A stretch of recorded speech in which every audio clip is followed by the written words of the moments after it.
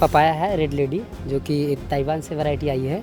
तो इसमें मोजेक और लीफ पर वायरस लगता है। स्प्रे करने के बाद 15 दिन बाद ये देखिए जो रिजल्ट दिख रहा है आपको, ये पत्तियां पूरी खिली हुई और पूरी फ्रेश है। ये देखिए 1 बीघे में यहाँ पर बैगन भी लगा हुआ है। 1 बीघे में कितना बैगन हो जाएगा? 1 बीघे में हमारा मान चलिए कि हमारा 3000 समथिंग पौधा लगा है। 100 कुंटल के एबव उत्पादन आ जाएगा। इस मल्च को करने से देखिए हमारा बहुत पैसे की बचत हो रही है और ये धीरे धीरे देखिए डिकम्पोज होगा और एक खाद के रूप में भी काम कर जाएगा। हमारी सालाना इनकम करें तो कम से कम 35 से 40 लाख का यहाँ टर्नओवर है, जो कि पूरे फार्म को यहाँ पर मैनेज किया जाता है। पपीते की बागवानी करने वाले किसानों के सामने सबसे बड़ी चुनौती होती है अपनी फसल को वायरस के अटैक से बचाना, क्योंकि अगर एक बार वायरस ने हमला कर दिया तो फसल बर्बाद हो जाती है, लंबा नुकसान होता है। आज हम आपको वाराणसी जिले के लक्ष्मीपुर गांव के एक ऐसे युवा किसान से मिला रहे हैं जिन्होंने इसका देसी तोड़ निकाला है। किसान का नाम है सुजीत पटेल। तो चलिए सीधे मिलते हैं सुजीत जी से और जानते हैं इस पूरे मॉडल को। सुजीत, बातचीत बहुत सारी चीज़ों पे होगी, लेकिन सबसे पहले शुरुआत इसी पपीते के वायरस से जिसका तोड़ आपने निकाला है। देखिए पपाया है रेड लेडी, जो कि एक ताइवान से वैरायटी आई है। तो इसमें मोजेक और लीफ पर वायरस लगता है। जब स्टडी करे तो उसके दौरान हमें मिला कि गाय के पेशाब से अगर दवा बनाया जाए तो इस वायरस को न्यूट्रल किया जा सकता है या इस वायरस को कंट्रोल किया जा सकता है। तो हम लोगों ने गाय का पेशाब लिया 1 लीटर, उसमें 5 से 10 फूल जो गेंदा का होता है और उसमें लहसुन लिया 10 ग्राम।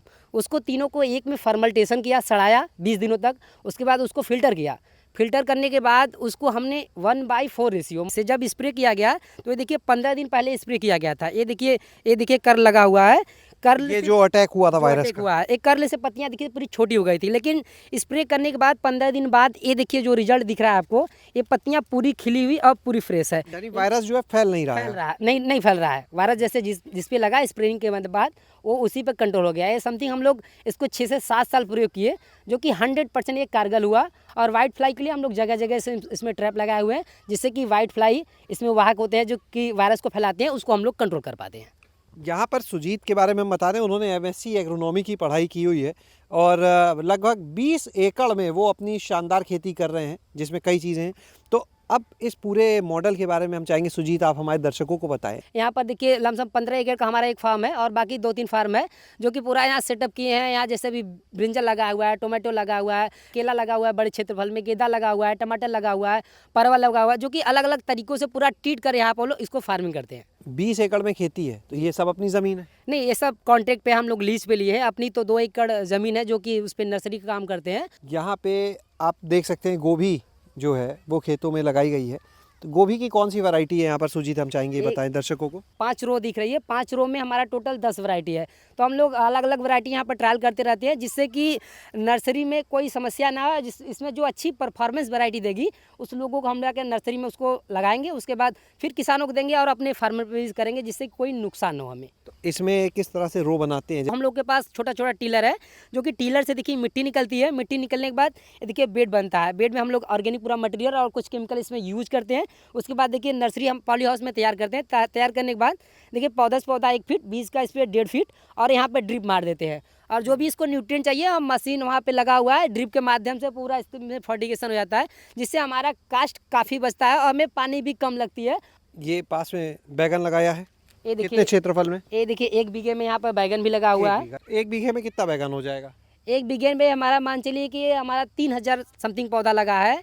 100 कुंटल के एबव उत्पादन आ जाएगा। 100 कुंटल से ऊपर? 100 कुंटल के ऊपर। 20 एकड़ ज़मीन है और क्या क्या फसलें करते हैं? 20 एकड़ तो बहुत होता है। 3 एकड़ लगा हुआ है अभी बनाना, जिसमें 1 एकड़ हमारा लगा हुआ गेंदा, उसमें लगेगा हमारा करेला।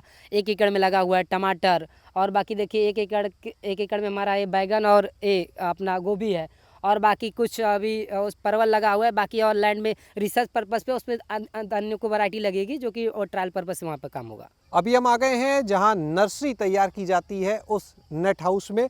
तो यहाँ पर अभी क्या लगाया हुआ है आपने? इस देखिए भी ब्रिंजल की नर्सरी है सर।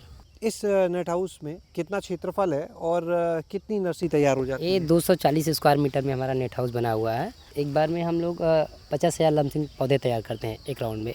कितने का बिकता है ये? ये 1.5 से 2 रुपये पर प्लांट बिकता है।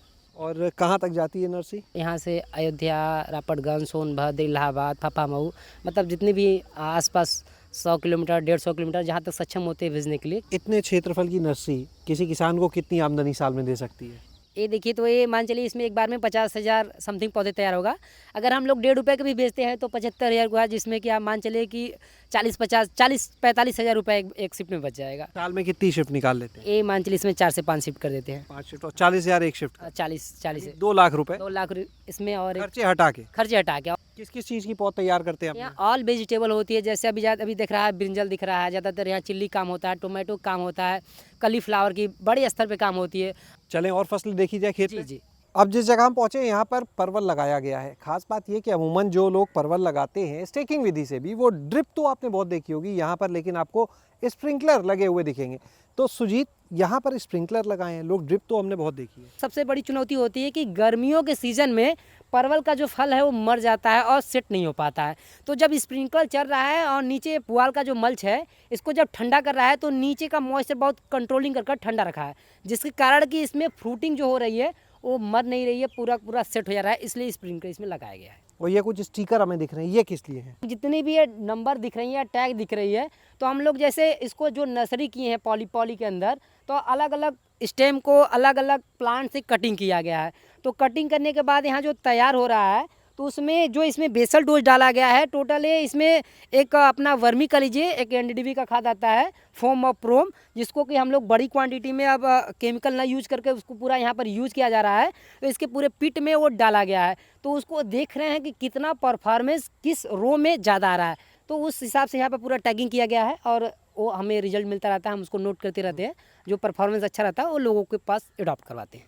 अभी एक बार केले की तरफ हम चल रहेंगे। तो सुजीत, ये स्प्रिंकलर केले के बाग में किस लिए लगा है? अंदर भी हम देख रहे हैं कई जगह पे। मेन इसका उद्देश्य जो स्प्रिंकलर लगाया गया है, ये जो पुआल की मल्च की गई है, क्योंकि हम फ्लड से यहाँ तो पानी दे ही रहे हैं, ड्रिप से भी पानी दे रहे हैं, लेकिन ज़रूरत पड़ने पर गर्मियों के दिनों में टेम्परेचर मेंटेन नहीं हो पा रहा है, इसके कारण इसमें कंटिन्यू स्प्रिंकलर जब चलता है और पुआल बिछाया गया है तो पूरा ठंडक रहता है, जिससे कि ये पूरा कम पानी में हमारा पूरा स्प्रिंकलर से सिंचाई हो जाती है। इस मल्च को करने से देखिए हमारा बहुत पैसे की बचत हो रही है और ये धीरे धीरे देखिए डिकम्पोज होगा और एक खाद के रूप में भी काम कर जाएगा। यहाँ पर हम आपको बता दें कि खेती और बागवानी के साथ में यहाँ पर मछली पालन का काम भी हो रहा है, वो भी आपको अब हम दिखाते हैं।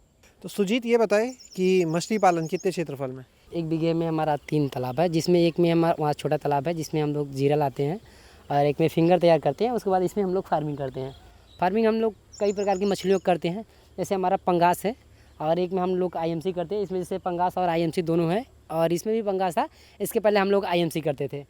तो आईएमसी करने का यहाँ मेन मकसद है कि जैसे इतना बड़ा प्लाट है तो यहाँ बहुत से मतलब खरपतवार जो भी उगते हैं तो तालाब में फेंक देते हैं, तो जो भी ग्रास मछलियाँ या रोहू मछलियाँ हैं ये पूरी मछलियाँ उसको खा जाती हैं और खाने के बाद उनका वो अच्छा उससे ग्रोथ भी होता है। उसके बाद उनका जो पानी बचता है वो अपने हम पूरे लैंड पे लेते हैं, जिससे कि हमारे प्लांट को भी न्यूट्रिएंट मिल जाता है। मछली पालन से कितनी आमदनी? 1.5 से 2 लाख की मछलियाँ बिक जाती हैं। आप कितनी आमदनी कर रहे हैं यहाँ से? हमारी सालाना इनकम करें तो कम से कम 35 से 40 लाख का यहाँ टर्नओवर है, जो कि पूरे फार्म को यहाँ पर मैनेज किया जाता है। अपना कोई नंबर दे दिए, जो लोग यहाँ आना चाहें तो। जी, मेरा नंबर है 8423767013। बहुत बहुत धन्यवाद। तो आपने सुना यहाँ पर सुजीत को और देखा उनका ये फार्मिंग मॉडल, जो बताता है कि अगर पढ़े लिखे लोग खेती में आएंगे तो निश्चित रूप से खेती का स्वरूप, उसका मॉडल कुछ अलग ही होगा और वो एक शानदार मुनाफा देने वाला काम भी होगा।